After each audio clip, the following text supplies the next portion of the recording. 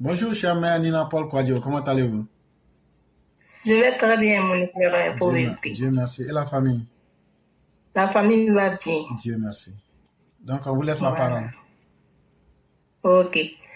Je salue tous les Mao sur cette plateforme. Mhm. Tous nos Mao battantes, vaillantes qui sont sur cette plateforme, je vous salue. Les Chao, je vous salue. Bon, moi, ce que je voulais dire aujourd'hui, je vais vous dire merci parce que à partir de votre plateforme, on peut vraiment dire ce qu'on pense. En tout cas, puisqu'on ne peut pas aller s'arrêter devant les autorités pour dire ce qu'on pense vraiment, je vous dis merci pour cela. Aujourd'hui, là, comme on appelle, euh, ce que je voulais dire aujourd'hui, je vais dire à nos autorités d'aider les jeunes. Parce qu'aujourd'hui, on dit aux jeunes d'aller à la formation. Il y a des jeunes qui vont apprendre beaucoup de choses, même l'élevage et tout. Donc, là, c'est comme cela, là. Si on ne les accompagne pas jusqu'au fond, ça ne peut pas aller. Un jeune aujourd'hui va l'apprendre à élever, à faire l'élevage. Mais s'il n'a pas les moyens pour pouvoir faire ce qu'il a appris, c'est un peu difficile pour lui. C'est pas tout le monde qui a la famille qui peut les aider. D'autres aussi, ils vont pas dans les grandes écoles de formation. D'autres aussi, ils vont faire les formations de 6 mois, genre les formations qualifiantes. Quand ils finissent, ils sont livrés à eux-mêmes. D'autres même, ils vont aller soit aller faire des stages quelque part, on va les utiliser cadeau. Souvent même, on voit ton diplôme et puis on te dit, oh, ça c'est école boutique. Parce qu'on sait que c'est pas un haut diplôme, on dit c'est école boutique qu'il a fait, on l'utilise. On l'utilise et puis on te paye, on te paye des miettes, mais ce que ça peut même pas t'aider. Pour que même tu vas pouvoir faire ce que toi tu as appris. Donc vraiment, moi je voulais dire, ils n'ont qu'à mettre l'accent dessus. Former les jeunes et puis les accompagner jusqu'à la fin, les suivre. Les suivre, quand c'est comme ça va amener ceux qui n'ont pas les moyens pour aller apprendre dans les écoles, pour apprendre sur l'État avec eux. Je pense que c'est ce que les autres là, ils font quand ils viennent créer leurs trucs chez nous ici là. Ils vont pas à l'école, directement ils prennent un de leurs petits là, il apprend sur l'État là, il commence à travailler. Tout compte fait, c'est pour gagner l'argent. Que chacun apprend. Donc, c'est ce que je voulais dire encore. Et puis, vraiment, je voulais profiter pour dire merci à notre ministre de l'Éducation. Vraiment, elle a fait un bon travail.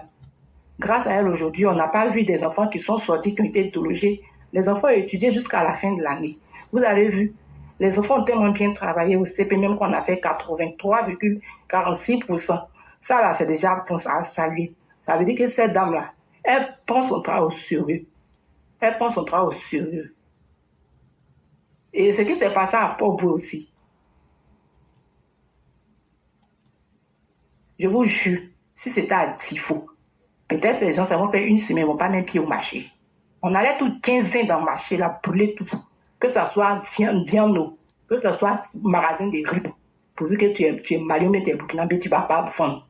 Ça, là, moi, j'ai dit, je sais ça. Ça, c'est moi, je sais ça. Donc, vraiment, c'est pour dire, aujourd'hui, là, faut pas, on va se laisser faire. Donc, vraiment, c'est ce que je voulais dire. Je vous salue, vraiment, merci beaucoup. Que Dieu vous bénisse énormément. Que Dieu bénisse la classe éclair pour vérité. Parce qu'à partir de cette classe, chacun est libre de dire ce qu'il pense. Que nos autorités qui votent des lois, beaucoup de lois, même pour pouvoir aider la population et puis nous protéger. Merci beaucoup. Vraiment, merci beaucoup, chère mère. Merci infiniment de ce que vous avez dit. Vous avez dit des choses très importantes, mais de façon très simple pour que tout le monde comprenne. Et voyez-vous, la formation qui est donnée à nos jeunes, moi je trouve que la première chose que le gouvernement doit faire, c'est d'avoir un message qui est décomplexé. De faire comprendre que dans la vie, là, ce n'est pas tous ceux qui vont à l'école qui vont travailler dans le bureau. Il faut qu'on fasse ça, comprendre ça aux enfants depuis le bas âge. Qu'on commence déjà à développer des talents extérieurs. Et qu'on commence à leur montrer aussi l'utilité des autres métiers. Par exemple, ce que nous venons de dire, par exemple, là. Quelqu'un qui sait lire et écrire, ce serait facile pour lui d'aller faire une formation de 3 à 6 mois pour sortir comme boucher. Puisque l'objectif, l'essentiel, c'est de pouvoir créer des emplois et permettre aux gens de ne pas dépendre des autres ou bien de devenir des problèmes dans la société. Mais si on ne facilite pas la tâche à ces personnes, c'est à nous-mêmes qu'on complique la tâche. Et effectivement, il est de notre devoir, que ce soit les dirigeants, que ce soit ceux-mêmes qui ont une petite possibilité d'aider notre jeunesse. Il y a aussi beaucoup de traumatismes. Sachez qu'on vient de sortir des années de turpitude, de désordre, de guerre civile. Tout ça, là, ça a joué intérieurement sur les gens. Souvent même pour les conduire à aller vers la voie du sérieux, ce n'est pas facile. Mais grâce à la stabilité et vraiment au travail qui est fait, on pense qu'on peut aider les uns les autres à venir petit à petit et à se resocialiser et à avoir confiance en nouveau à la vie. Il ne faut pas désespérer. Mais aussi à nos jeunes, qu'eux-mêmes aussi se rapprochent vers les structures pour prendre les renseignements. Il ne faut pas te renseigner avec le voisin du quartier. Il faut aller te renseigner là, il faut te renseigner. Ou bien là, tu te renseignes avec quelqu'un qui vraiment peut ne pas te tromper. Mais il n'y a pas quelque chose qui soit mieux. Ou mais quand vous avez des problèmes, venez sur des plateformes où les gens ont la libre pensée et dites-le. On va vérifier. Ce n'est pas que vous avez dit qu'on va dire que c'est une vérité. On va vérifier. Mais si vous prenez vos problèmes que vous gardez sur vous-même, ça ne passe pas. Et comme on le dit toujours là, c'est l'homme qui fait l'homme. N'importe quel homme que tu veux, même Alassane Ouattara, c'est quelqu'un qui l'a fait. Chacun a une histoire où c'est un être humain qui l'a aidé. Et ça là, si toi tu veux réussir en tant que jeune, quelles que soient les difficultés que les gens vont te mettre là, souvent même là, ce sont ces difficultés là qui vont te construire ta personnalité. C'est ça. Souvent même le mal que les gens te font là, c'est une formation pour te rendre fort parce que quand Dieu veut te donner quelque chose de plus grand, s'il te donne ça alors que tu as un esprit faible, tu vas perdre. Mais quand tu as traversé plusieurs difficultés, que ton esprit a guéri, quand ce bonheur-là vient, tu sais comment le protéger et comment le maintenir. Et donc, rien n'est perdu dans la vie et rien n'est gratuit. Même le mal qui est fait là, ça nous rend fort quelque part. Et donc, chers jeunes gens, et tous ceux qui sont en train de se questionner, qu'est-ce que ma vie sera?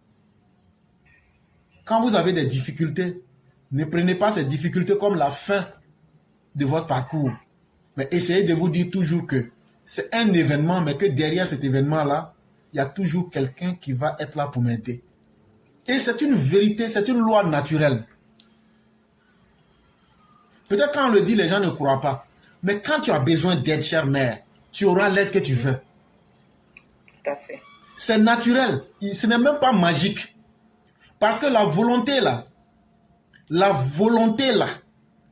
c'est à l'être humain seul que Dieu a donné ça. Quand vous lisez les livres, on vous dit non, Dieu donne des ordres aux anges. Mais est-ce que vous avez vu un animal qui a de la volonté? L'animal vit en fonction de ses besoins. C'est-à-dire les besoins de son corps, lui, vient en fonction de ça. Mais dans la volonté, il y a cette capacité de s'assumer et de se projeter, de faire quelque chose de plus grand. C'est ça le pouvoir de la volonté. Et quand tu as cette volonté-là, il y a quelqu'un qui est dans le quartier qui te voit. Toi, tu sors chaque matin à 6 h, tu reviens à 18 h. Il fait semblant comme il ne te voit pas. S'il te voit en train de faire ça 6 mois, 1 an, un jour il va t'appeler, mais toi, tu vas faire quoi là-bas là? Non, je m'en vais, je me cherche, mais ça ne marche pas. Ok. Mais il va te dire une seule phrase. Est-ce que toi-même, tu es sûr que tu emploies la bonne méthode? Ou bien, est-ce que tu es sûr que tu frappes au bon coin? Bon, mon petit, tu sais ce qu'on va faire? Demain, il faut venir me voir. Demain, il faut venir me voir là. Le numéro de téléphone qu'il va te donner là, ça sera la personne par qui ta voix va se débloquer. Mais si tu ne fais rien, que tu es assis, ou bien tu dis j'ai essayé une fois, ça n'a pas marché. Ou bien toi tu dis si ce n'est pas concours seulement là, je ne vais jamais être quelqu'un dans la vie là. Mais toi tu n'as pas l'argent pour payer. Tu n'as pas les gens que tu dois connaître, tu n'as pas bras long. Mais tu vas passer concours pendant 1000 ans, tu vas pousser racine là-bas. Je vais bien même pas sortir. Voilà. Donc quand quelque chose ne marche pas, il faut changer. Dans la vie là, Dieu n'a pas lié le destin d'un homme à une seule chose. Et c'est pourquoi j'aime beaucoup cette parole des musulmans qui dit que Dieu nous guide sur le droit chemin. Ils disent comme ça, Allahumma ihdina siratal mustaqim. En réalité là, tous les êtres humains sont comme des aveugles. Il faut seulement avancer. C'est Dieu lui-même là qui va te montrer ta petite voie. Et ta petite voie là, même si Dieu dit que c'est dans votre route que tu vas t'en sortir là, chère maman, tu seras millionnaire alors que les gens se moquent de toi. Toi, tu es là, tu te frottes les mains, tu fais semblant. Eux pensent ce qu'ils veulent, mais toi, tu t'en sors. C'est la vie qui est là comme ça. Et donc, il faudrait que nos jeunes comprennent que hier, là, quand on prenait les indépendances, là, la Côte d'Ivoire avait moins de 3 millions de personnes. La Côte d'Ivoire n'avait pas d'intellectuels. La Côte d'Ivoire n'avait pas d'école. On partait à William Ponty pour se former. La Côte d'Ivoire n'avait même pas de médecins. C'était les Oufoué là qui étaient les médecins. Les médecins coloniaux.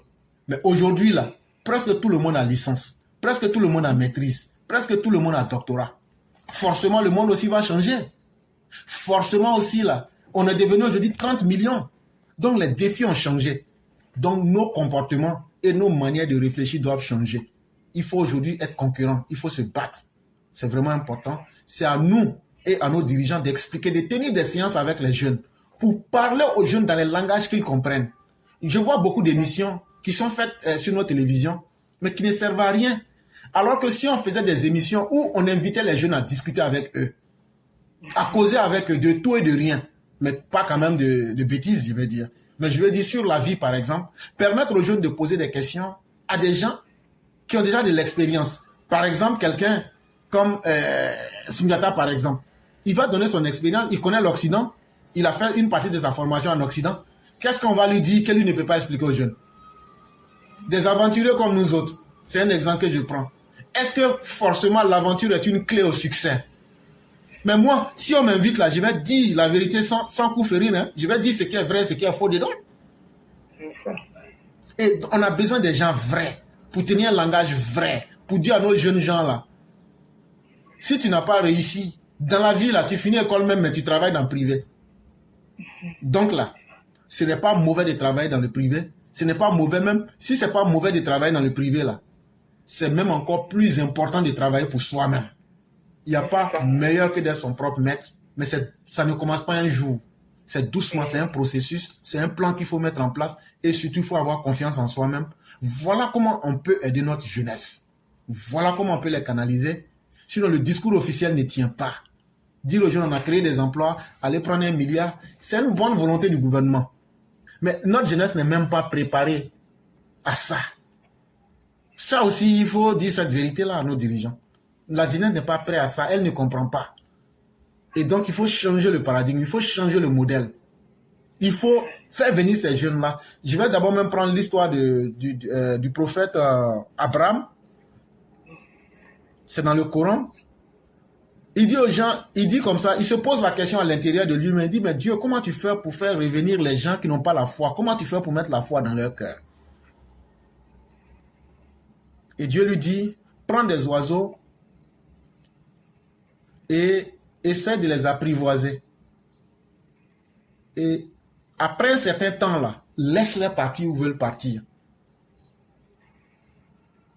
Mes chères mères, ces oiseaux qui étaient des oiseaux sauvages, avec l'apprivoisement et le rapport qui était entre le rapprochement, l'habitude a fait que ces oiseaux, chaque fois qu'ils avaient faim, ou ils voyaient Abraham, ils venaient vers lui. Dieu dit, c'est comme ça que je donne la foi aux gens. Ce n'est pas avec ta force, ce n'est pas avec ce que toi-même tu veux. En réalité, ce que je veux prouver dans cette histoire-là, c'est que l'être humain, là, nous sommes aussi des êtres d'habitude. Quand tu as l'habitude d'être familier avec quelqu'un, quand tu as l'habitude d'être proche de quelqu'un, ça devient plus facile de parler avec cette personne-là. Mais le langage que tient notre gouvernement, là, très peu d'Ivoiriens comprennent. Et c'est ce qui fait aussi que beaucoup de nos politiques ne marchent pas. On a des jeunes leaders, je n'ai pas dit les jeunes bandits, mais des jeunes qui sont dans leur domaine d'activité où c'est propre. Ils n'ont pas besoin de tromper quelqu'un, les chèques et autres. Et je vais parler de celui qui fait le judo là. Il ne sait pas comment il s'appelle, chèque quelque chose. Mais c'est des jeunes gens, on peut les prendre, mais comment tu vas faire pour devenir comme ça? Cette simple question-là, ça va susciter des envies. Et il y a des jeunes qui vont vouloir lui ressembler. On peut prendre notre petite soeur Ruth Babi. Comment vous faites ça là? Ils expliquent en français simple. Nos enfants qui sont CP1, CP2 là, ça peut inspirer. Mais gros français là, nous on ne comprend pas. On ne comprend pas ça. Mais... Et puis là, nous on a peur d'aller même vers les grands là. Il n'y a pas d'habitude, on a peur d'aller vers vous. Est-ce qu'il y a occasion même pour aller vers lui? Non, non, non. Supposons même qu'il y a occasion, mais on a peur. Parce que nous, on a trop duré dans la pauvreté. Nous, on est comme des oiseaux sauvages. On a peur. Et donc, ça nous bloque. Essayons de décomplexer notre administration. Notre administration, là, l'approche coloniale, là, ne marche pas. Chère mère, aux États-Unis où je vis, là, quand tu vas dans une administration, tu t'en fous de la personne qui est en face. Tu dis ce que tu as à dire dans le respect. Et puis, si ton problème peut être résolu, il résolve. Si ton problème ne peut pas être résolu, on te dit, on ne peut pas. On n'a pas le temps à perdre. Ce n'est pas affaire de corruption, c'est pas... Non, non, non. Voilà ce que vous avez, voilà les lois. Point. On passe à autre chose. Parce qu'ils ont décomplexé leur administration. Mais chez nous, tu nommes quelqu'un comme secrétaire dans un coin. Non, il faut que lui montre ça à tout le monde. C'est tout ça là qu'il faut décomplexer. Et on va voir que notre société va aller de l'avant. C'est ce que je voulais dire. Merci beaucoup, mon éclaireur. Merci beaucoup. Je salue tout le monde et puis on est ensemble. Vraiment, merci beaucoup, chère mère. Merci pour toutes vos prières. Merci aussi pour tous vos efforts. Que Dieu nous maintienne en paix et en santé. Amen. Merci beaucoup. Merci beaucoup.